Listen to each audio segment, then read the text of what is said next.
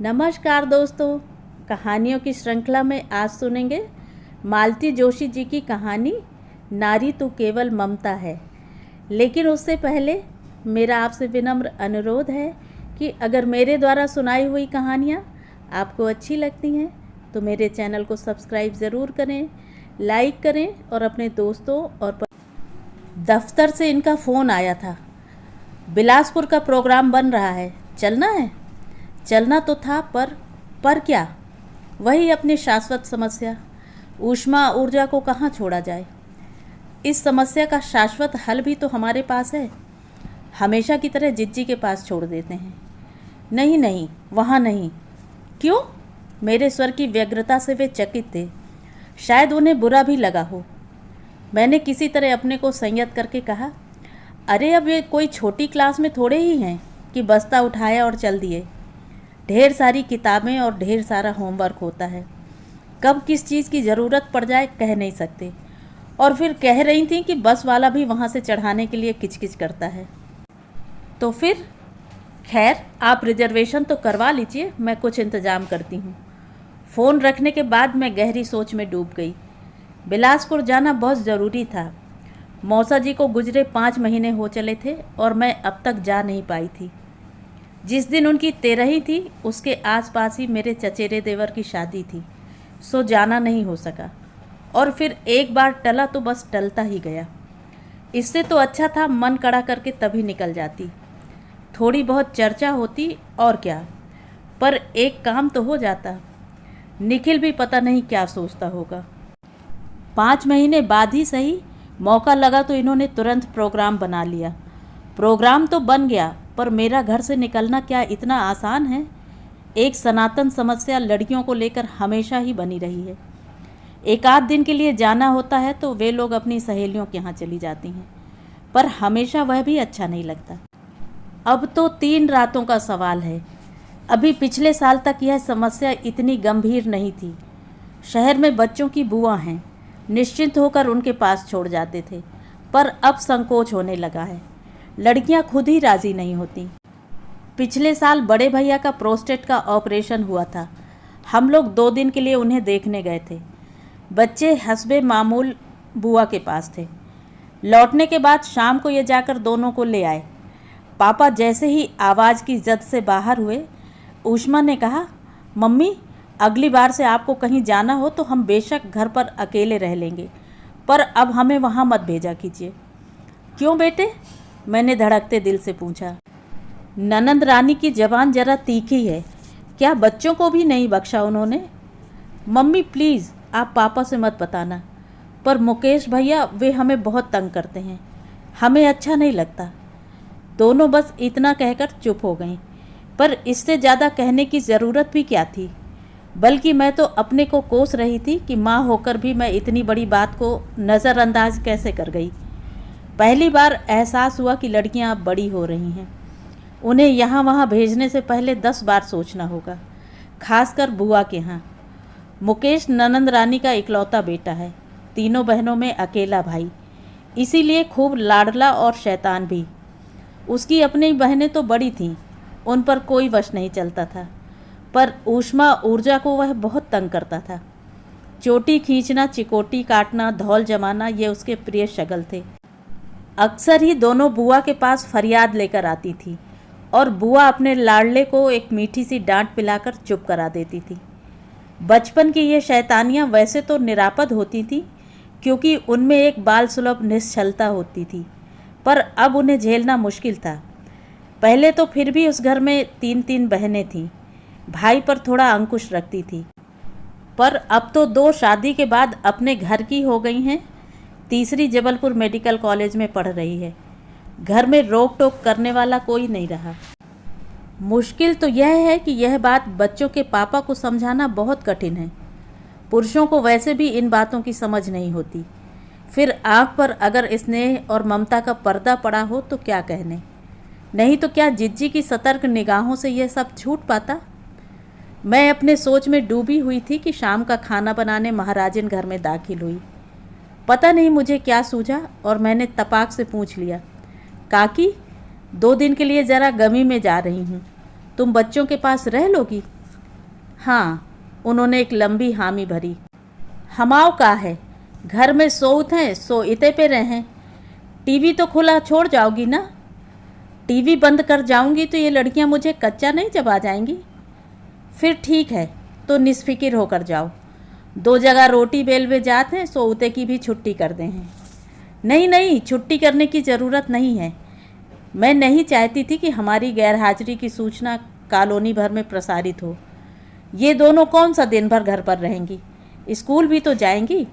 तुम तो सुबह उनका खाना बनाकर चली जाना, अपने सारे काम निपटाकर शाम को फिर आ जाना।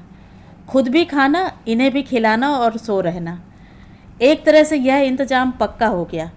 लड़कियों ने भी उस पर अपनी मुहर लगा दी। खुश थीं कि सारा सामान लादकर बाहर नहीं जाना पड़ेगा। काकी से वैसे तो दोस्ती थी, पर वाचालता से आतंकित थीं। मैंने कहा, तुम लोग तो उनके लिए टीवी खोल देना और कमरे में बैठकर आराम से पढ़ाई करना। अपनी समझ से तो मैंने बड़ा पुख्ता प्रबंध कर दिया था, पर इन्हें पसंद नहीं आया। बोले, जिज्जी को पता लगेगा तो कितना बुरा लगेगा कि नौकर चाकर अपनों से ज़्यादा अपने हो गए हैं। पर उन्हें पता क्यों लगेगा? क्यों, बताना तो पड़ेगा। एक आध बार आकर देख तो जाएंगी। आप भी कमाल करते हैं। शहर के उस छोर से बेचारी 50 रुपये खर्च करके यहाँ हाल चाल पूछने आएंगी। देखिए, उन्हें परेशान मत कीजिए। मैंने पड़ोस में मिसेस नायर से कह दिया है, वे ध्यान रखेंगी। शुक्र था भगवान का कि बेमन से ही सही ये मान गए, नहीं तो मैं तो डर गई थी कि खबर पाते ही माँ से पहले मुकेश जी यहाँ हाजिर हो जाएंगे और लड़कियाँ खासी परेशान हो जाएंगी। रिश्तेदारी का मामला ही ऐसा अजीब होता है। मुंह खोलकर आप ना तो कुछ कह सकते हैं ना सह सकते हैं। गाड़ी पर चढ़ने तक तो मैं घर की चिंताओं से घिरी रही, पर जैसे ही सुव्यवस्थित होकर अपने बर्थ पर लेटी, मेरा मन घर छोड़कर सालों पीछे लौट गया। मौसी का चेहरा याद करने की कोशिश की, पर माँ का चेहरा ही सामने आता रहा। दोनों बहनों में अद्भुत साम्य था। नीतू तो हमेशा कहती थी कि जब भी मुझे अम्मा की याद आती है मैं मौसी को देख लेती हूँ। मौसी को गुजरे भी तो अरसा हो गया। निखिल तब मुश्किल से 10 साल का रहा होगा। मुझे याद है, मौसी की तेरही के बाद जब हम लोग लौटे, तीनों बच्चे हमारे साथ थे।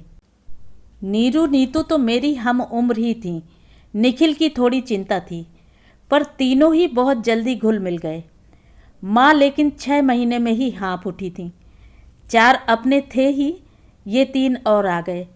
शारीरिक और आर्थिक भार से उनकी कमर टूट चली थी। पापा भी जब तब दबी जवान से झल्ला उठते। अपनी सामर्थ्य तो देखती नहीं है, बस जोश में आ जाती है। माँ बेचारी रुआंसी हो जाती। अब छोटी बहन की आत्मा के लिए इतना सा करना भी गुनाह हो गया। वो तो अच्छा हुआ कि रमा दीदी का ब्याह निकल आया और माँ को इस धर्म संकट से अनायास मुक्ति मिल गई। रमा दीदी मौसी के जेठ की, यानी कि ताऊ जी की छोटी बेटी का नाम था।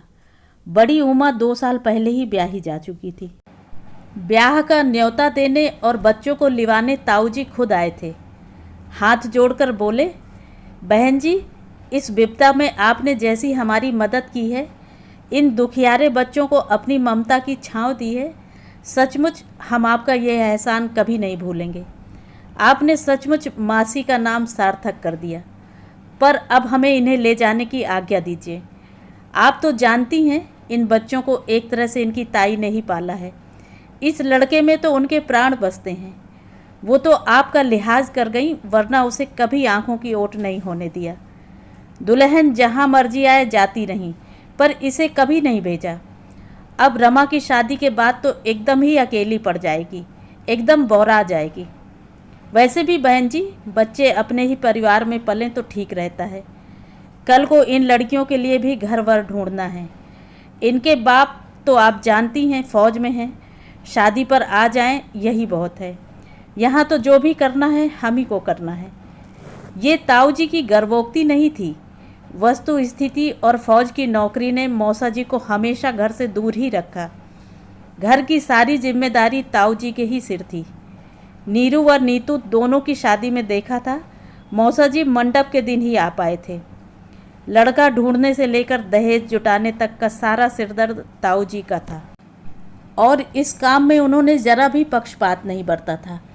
अपनी और भाई की बेटियों में फ़र्क नहीं किया था। निखिल की शादी में तो मौसा जी रिटायर होकर घर आ गए थे, तब भी उनकी भूमिका मात्र दर्शक की थी। सारी व्यवस्था उनके भाई ही देख रहे थे। रिटायरमेंट के बाद मौसा जी गांव में ही रह गए थे। कहते कि इतने सालों तक भैया ने जी तोड़ मेहनत की है, उन्हीं की कृपा से मेरे बिन माँ के बच्चे पल गए, ब्याह गए। अब मैं उन्हें काम नहीं करने दूंगा, पूरा आराम दूंगा। पर आराम भी तभी मिलता है जब मनुष्य उसे भाग्य में लिखा कर आता है। ताऊ जी भी ये सुख ज़्यादा दिन तक नहीं भोग सके। मुश्किल से उसके बाद 2-2.5 साल जिए। पत्नी की मृत्यु से मौसा जी दुखी भर हुए थे, पर बड़े भाई की मृत्यु से तो एकदम टूट ही गए थे। बाद में उन्हें भी कैंसर जैसे जानलेवा रोग ने जकड़ लिया। उनका गठीला शरीर देखते देखते साल भर में कंकाल बन गया। आखिरी 3 महीने तो उन्होंने मरणांतक पीड़ा भोगी थी। मैं तो घर गृहस्थी के झंझटों के कारण उन्हें देखने नहीं जा सकी थी, पर बड़े भैया 2 बार हो आए थे। बोले उनका कष्ट देखा नहीं जाता, इससे तो अच्छा था किसी लड़ाई में शहीद हो जाते, कम से कम यश तो मिलता। पर मनचाही मृत्यु सबको कहाँ नसीब होती है। सर्किट हाउस पहुँचते पहुँचते 11 तो बज ही गए थे। घर से चलने से पहले निखिल को सूचित भी कर दिया था। सर्किट हाउस से फिर एक बार फ़ोन कर दिया कि नहा धोकर बस पहुँच ही रहे हैं।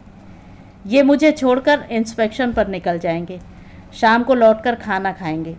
दिन भर मैं वहीं रहूँगी। निखिल और अंजू प्रतीक्षा करते ही मिले।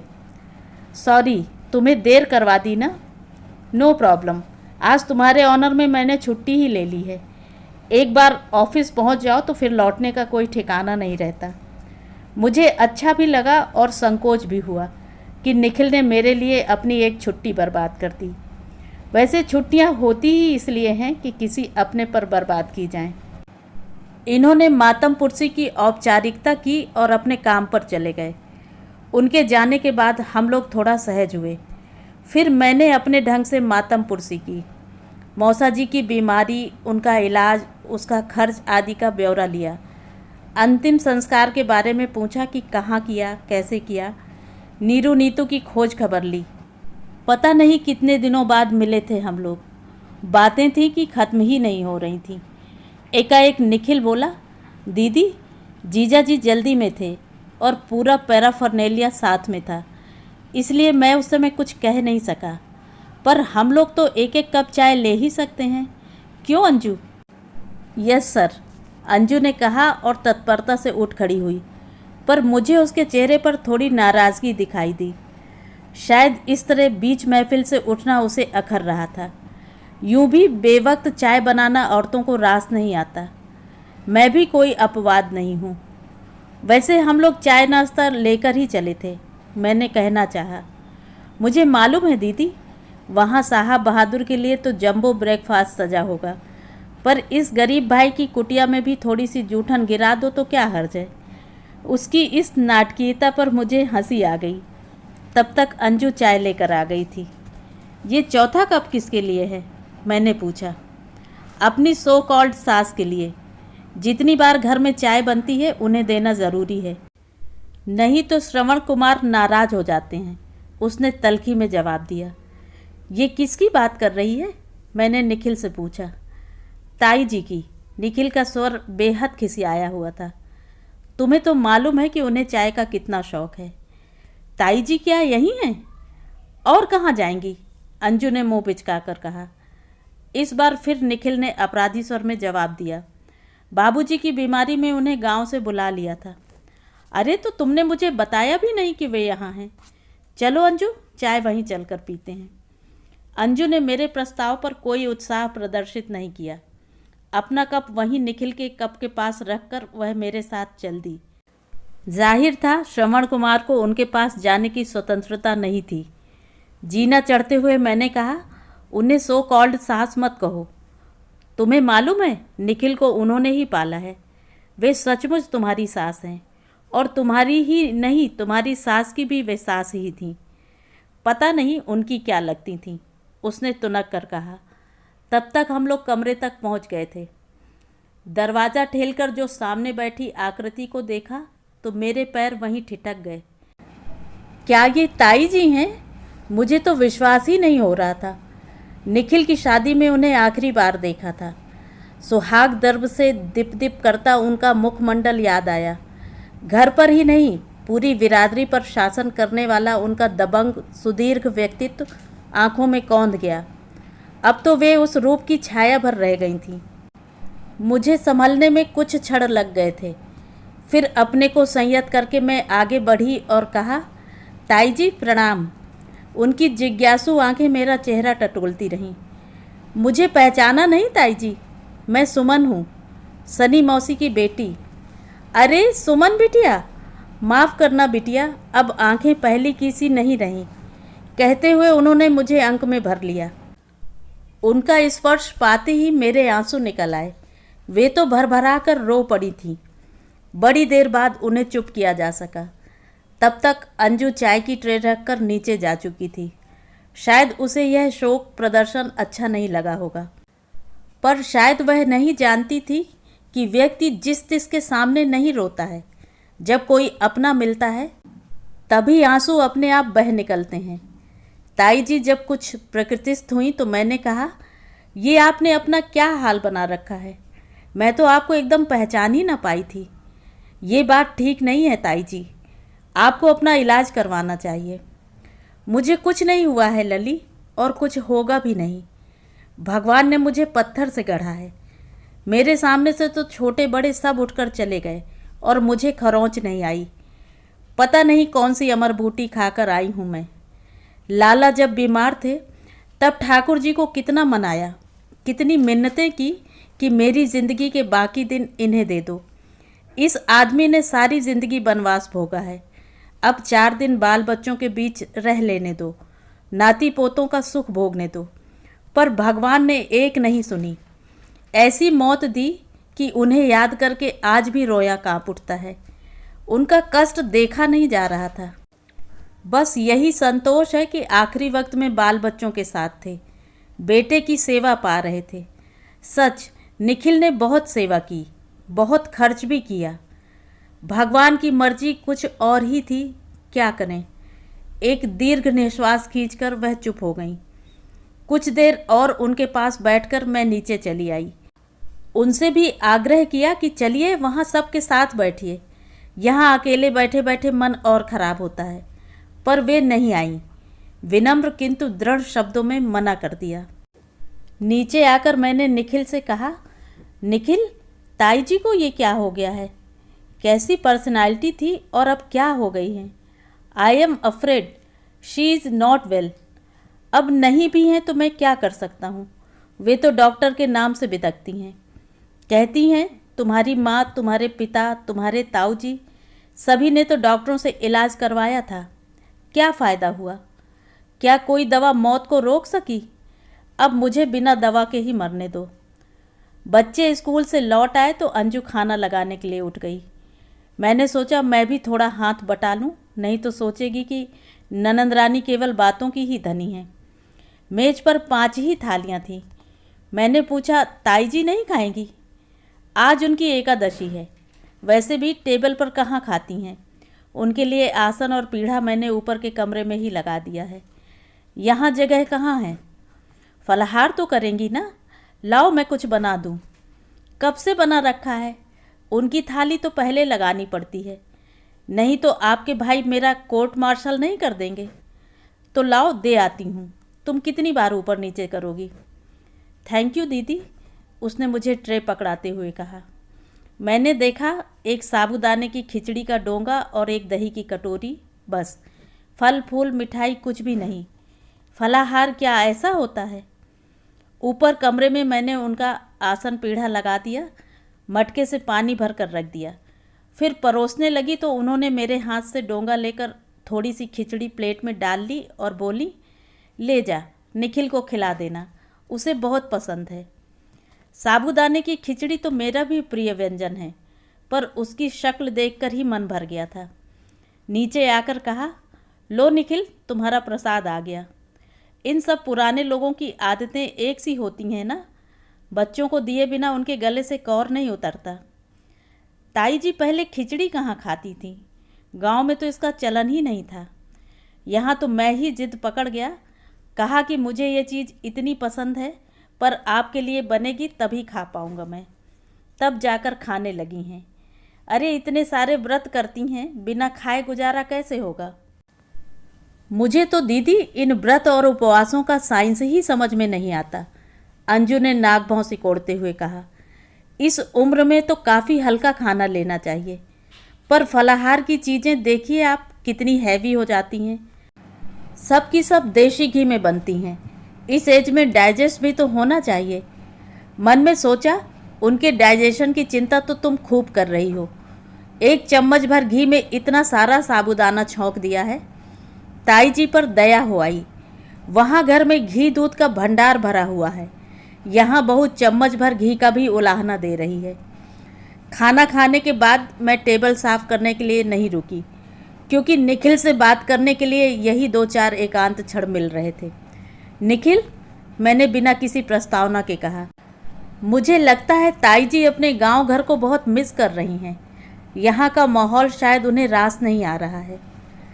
अंजू की बातों को बहुत सीरियसली मत लो दीदी, उसकी बकझक तो चलती ही रहती है। मुझे तो अब आदत हो गई है। तुम्हें तो आदत होनी ही चाहिए, तुम्हें उसके साथ ज़िंदगी जो गुजारनी है। पर वैसे उसका भी दोष नहीं है, लेकिन दोनों घरों के कल्चर में बहुत फ़र्क है, इसलिए परेशानी होती है। कल्चर? कल्चर किस चिड़िया का नाम है, शायद वे लोग जानते ही नहीं हैं। ऐसा नहीं कहते निखिल, अपनी अपनी लाइफ स्टाइल होती है। थोड़ा बहुत अंतर हो तो आदमी एडजस्ट कर लेता है, पर अंतर अगर ज़्यादा हो तो दोनों पक्ष कष्ट पाते हैं। फिर अब तो ताई जी की वह उम्र भी नहीं रही है। तुम उन्हें गांव क्यों नहीं भेज देते? वे तो खुद जाना चाहती हैं, कई बार निहोरा कर चुकी हैं। पर तुम ही बताओ, उनकी यह उम्र क्या अकेले रहने की है? कल को मैं जिज्जी लोगों को क्या मुंह दिखाऊंगा? कहेंगी नहीं कि अपनी गरज पर तो बड़े आदर से लिवा ले गए थे, अब काम हो गया तो लाकर पटक दिया। तुम्हारी ऐसी कौन सी गरज थी? बाबूजी की बीमारी, तुम्हें उनकी हालत का अंदाज़ा नहीं है। मैं घंटे भर के लिए भी घर से बाहर नहीं जा सकता था। वैसे भी ताई जी को याद तो करते ही थे। मैं भी एकदम बंद गया था, इसीलिए दफ्तर का आदमी भेजकर बुलवा लिया। उन्होंने आकर सब संभाल लिया, तब कहीं जाकर मैं थोड़ा फ्री हो पाया, नहीं तो महीने भर की छुट्टी लेकर बैठ गया था।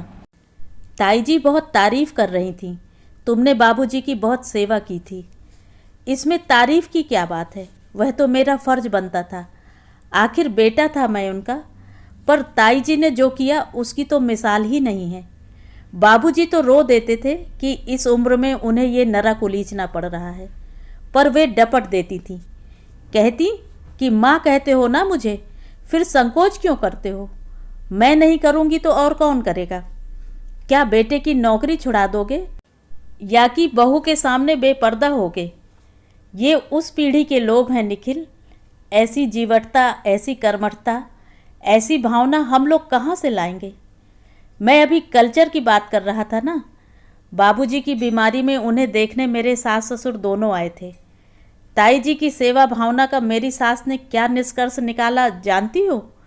बोली कि ऐसी लगन से तो कोई पत्नी या प्रेमिका ही सेवा कर सकती है।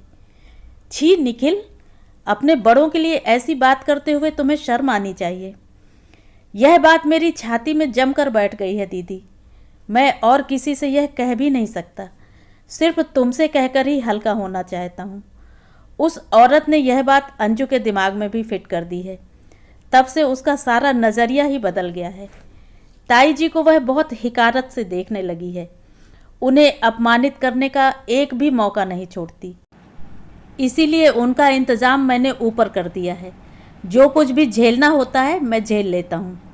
ये जो कूढ़ मगज लोग होते हैं ना निखिल, वे स्त्री पुरुष संबंधों को एक ही तरह से परिभाषित करते हैं। वे नहीं जानते कि इन संबंधों के भी कई सोपान होते हैं। एक सोपान तो ऐसा है जहाँ पत्नी भी माँ बन जाती है। भाभी को तो हमारे यहाँ पहले से ही माँ का दर्जा मिला हुआ है। लेकिन रिश्तों की इस उदात्तता को समझने के लिए दिल होना चाहिए, दिमाग चाहिए। ये दोनों चीज़ें तो ये लोग अंग्रेजियत के आगे कब के गिरवी रख चुके हैं। मुझे तो हैरत इस बात पर है कि ये रिश्ता ताऊ जी ने ही पक्का किया था। वो तो पारखी व्यक्ति थे। संस्कारों की इस खाई को वो कैसे नज़रअंदाज कर गए। रिश्ते तय करते समय कोई अपना असली चेहरा कहाँ दिखाता है। सिर्फ कन्या ही मेकअप नहीं करती, सामने वाले को इम्प्रेस करने के लिए सारा खानदान मुखौटे पहन लेता है। किचन से कुकर की सीटी और मिक्सर की आवाज़ एक साथ सुनाई दी तो मैं चौंकी। जाकर देखा तमाम सामान फैला है और अंजू जी जुटी हुई हैं। ये क्या भाई, अभी तो सुबह का खाना ही नीचे नहीं उतरा और तुम शाम की तैयारी में जुट गई। क्या पीस रही हो? दही बड़े की दाल। और कुकर में क्या चढ़ा है? आलू। तभी कुकर ने तीसरी सीटी दी। मिक्सर रोककर उसने कहा, दीदी ज़रा बंद कर देंगी प्लीज़। गैस बंद करते हुए देखा प्लेटफॉर्म पर एक प्लेट में 6-7 अंडे रखे हैं। मेरी घूरती निगाहों को पकड़कर उसने कहा, आपसे पूछना ही भूल गई थी, जीजा जी अंडा तो खाते हैं ना? एग करी बना रही थी। खाते तो हैं, पर आज एकादशी है ना। आप लोग तो एकादशी नहीं करते ना, फिर क्या हर्ज है। ऐसे व्रत वाले दिन ही तो मुझे मौका मिलता है, बाकी दिन तो ऐसी वैसी चीज़ें बनाने का सोच भी नहीं सकती। सच दीदी, बड़ी बंदिशें हैं। बंदिशें? मैंने उसके खुले गले वाले गाउन को देखा जो शरीर के सारे उभारों को स्पष्ट कर रहा था। अच्छा था कि उसने सुबह जीजा जी के सम्मान में साड़ी बांध ली थी। उनके जाते ही वह गाउन में आ गई थी। ताई जी को कैसा लगता होगा। उन्होंने तो शायद कभी बहू के खुले सिर की भी कल्पना नहीं की होगी। मैं कुछ करवाऊं? आप पूछेंगी तो मुझे लालच हो जाएगा। एक दिन के लिए आई हैं और यहाँ भी काम करेंगी। चलिए अच्छा, इलायची छील दीजिए। ये इलायची किस लिए? मैंने छीलते हुए पूछा। खीर बना रही हूँ। मन हुआ कि कह दूँ कि हम लोग मातम पुरसी पर आए हैं, तुम यह 36 व्यंजन क्यों बना रही हो। पर जो औरत एकादशी के दिन अंडे पका रही थी, उससे ऐसे लोकाचार की अपेक्षा व्यर्थ थी। शायद वह हम लोगों को अपनी पाक कला से इम्प्रेस करना चाहती थी। मैंने उसकी हौसला अफजाई करते हुए कहा, बहुत अच्छा खाना मत बनाना अंजू, नहीं तो मैं परेशानी में पड़ जाऊंगी। रोज़ मेरी तुम्हारी तुलना होगी और मुझे तो 19 ही रहना है, मैं जानती हूँ। वैसे भी तो दीदी, अपनी बीबी के हाथ का खाना कितनों को पसंद आता है। हमेशा दूसरों की तारीफ होती रहती है। हमारे यहाँ तो दिन में 10 बार ताई जी के खाने का जिक्र होता है। उस पीढ़ी की औरतें सचमुच बहुत अच्छी कुक होती थीं अंजू।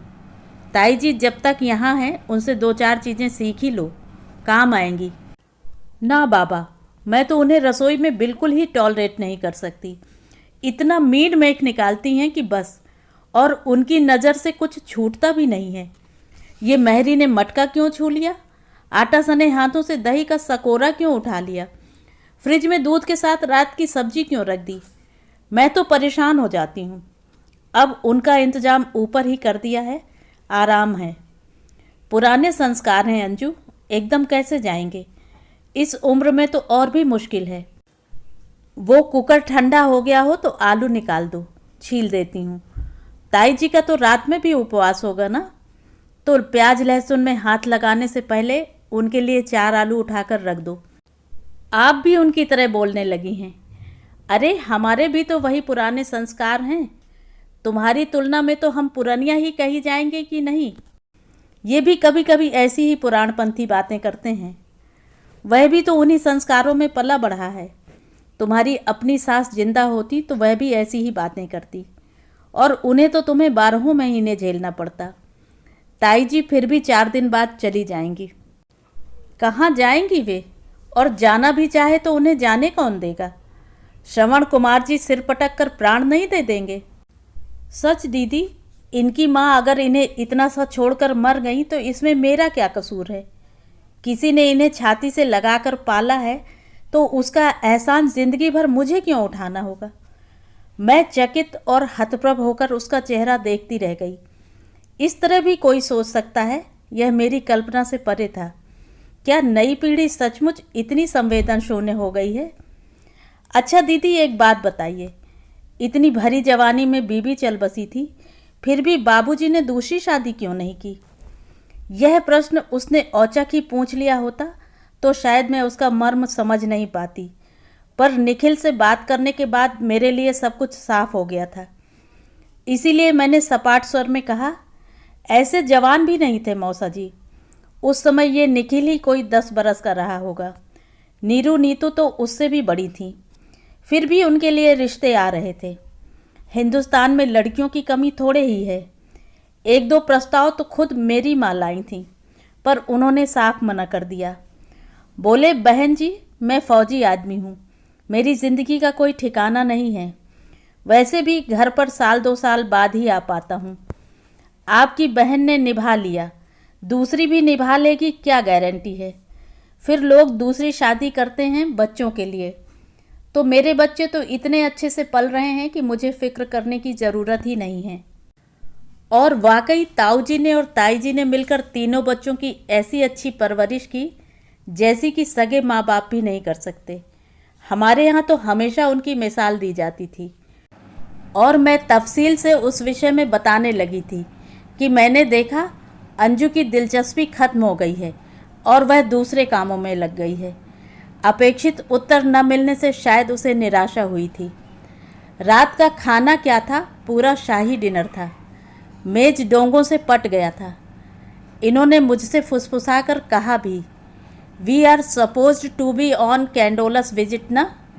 मैं क्या कहती, कैसे बताती कि जो महिला एकादशी के दिन एक करी बनाने के लिए सुविधाजनक मानती है वह इन बातों को नहीं समझ सकती। वह तो अपनी पाक कला से नंदोई को इम्प्रेस करने पर तुली हुई है। 3600 व्यंजन थे, फिर भी खाना मेरे गले से नहीं उतर रहा था। बार बार ताई जी का ख्याल आ जाता। दोपहर को उनके लिए 4 आलू उठाकर रख दिए थे, वे ही तलकर ऊपर पहुंचा दिए गए थे। कैसी भरी पूरी गृहस्थी की मालकिन थी ताई जी, और आज उनकी ये दशा थी। मन इतना खराब हो गया था कि लौटते समय रास्ते भर उनकी ही बातें करती रही। मैंने कहा कि हम लोग तरसते हैं कि घर में कोई बड़ा बूढ़ा नहीं है। जिनके यहाँ है उन्हें कोई कद्र नहीं है। फालतू सामान की तरह उन्हें घर के कोने में पटक रखा है।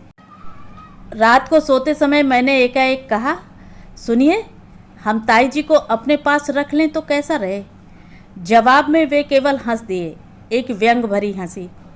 इसमें हंसने की क्या बात है? मैंने तुनक कर पूछा। मैं इतनी देर से इसी प्रस्ताव की प्रतीक्षा कर रहा था। जानता था तुम्हारी बात इसी बिंदु पर आकर ख़त्म होगी। मतलब सारा वक्त तुम उन्हीं के बारे में बोलती रही हो। न तुमने अपने भाई भाभी के बारे में कुछ कहा, न उनके बच्चों का जिक्र किया, न उनके घर का वर्णन किया, न इतने जतन से बनाए गए खाने की तारीफ़ की। मैं समझ गया कि तुम्हारे दिमाग में कौन सा कीड़ा कुलबुला रहा है। देखो, हर बात का मजाक बनाने की ज़रूरत नहीं है। मैं सीरियसली पूछ रही हूँ, हम उन्हें अपने पास रख लें? किस रिश्ते से? क्या कोई रिश्ता ज़रूरी है? देख तो रहे हैं वहाँ रिश्ते कैसे दम तोड़ रहे हैं। और फिर दूर का ही सही, रिश्ता है तो क्या तुम्हें लगता है इस रिश्ते के सहारे वे तुम्हारे पास आकर रह लेंगी? क्यों नहीं रहेंगी? वहाँ जिस हाल में है उससे तो अच्छा ही रखूँगी। कब तक? मेरा मतलब है कल को अगर अपाहिज हो गई, बिस्तर से लग गई, क्या तब भी इसी आस्था के साथ रख लोगी? मैं उनकी ओर देखती रह गई। ऐसे आंखें फाड़कर क्या देख रही हो? मैं कोई अनहोनी बात नहीं कह रहा हूँ। बुढ़ापे का शरीर है उनका, कभी भी कुछ भी हो सकता है। और मान लो अभी ही वे अपंग अपाहिज होती तो क्या तुम उन्हें लाने की बात सोचती? अपने मन को अच्छी तरह टटोल कर जवाब दो। शर्म के मारे मैंने गर्दन झुका ली। मैंने रिश्ते की बात इसीलिए उठाई थी सुमन। रिश्तों की प्रगाढ़ता ही असहज स्थितियों को सहने की शक्ति देती है। शायद इसी के बल पर वे निखिल की बहू को झेल रही हैं।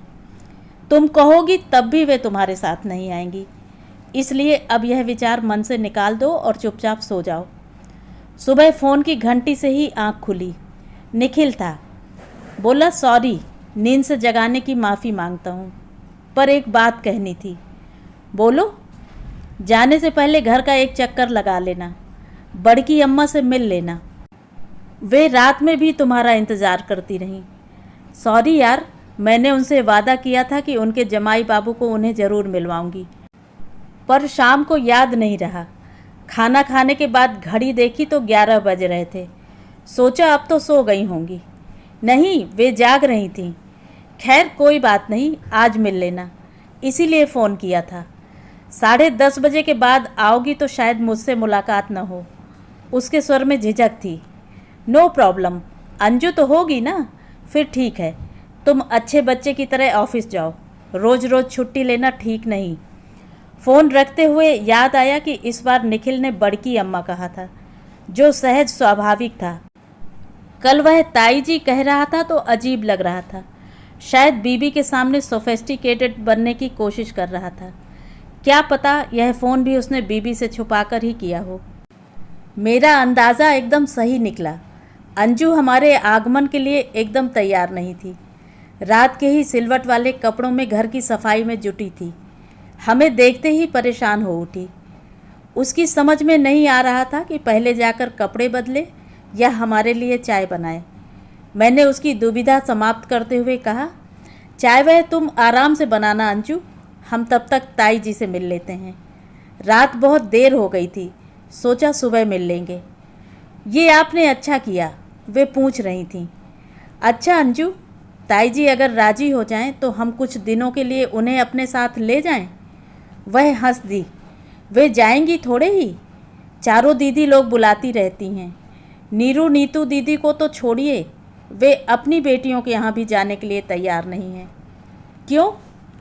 वही पुराना राग, बेटी के घर रहने से पाप जो लगता है। इस बात को वे इतनी बार इतनी तरह से कहती हैं कि मेरी मम्मी को तो अब यहाँ आने में संकोच ही होने लगा है। अच्छा दीदी, आप ही बताइए, किसी के बेटा ना हो तो वो क्या करे? क्या घर में ही कैद होकर रह जाए? बेटा तो ताई जी के यहाँ भी नहीं है, मैंने याद दिलाया। हाय राम, कोई ऐसा कहकर तो देखे, वे उसका मुंह नोच लेंगी। अपने लल्ला जी पर बहुत नाज है उन्हें, खुद पैदा करती तो पता नहीं क्या करती। अंजू ने मुंह बिचकाकर कहा। इन्हें यह बातचीत जरा भी अच्छी नहीं लग रही थी। बेजारी से बोले, जल्दी करो भाई, ट्रेन का टाइम हो रहा है। ताई जी हमारी प्रतीक्षा ही कर रही थीं। उन्होंने इन्हें प्रणाम भी नहीं करने दिया।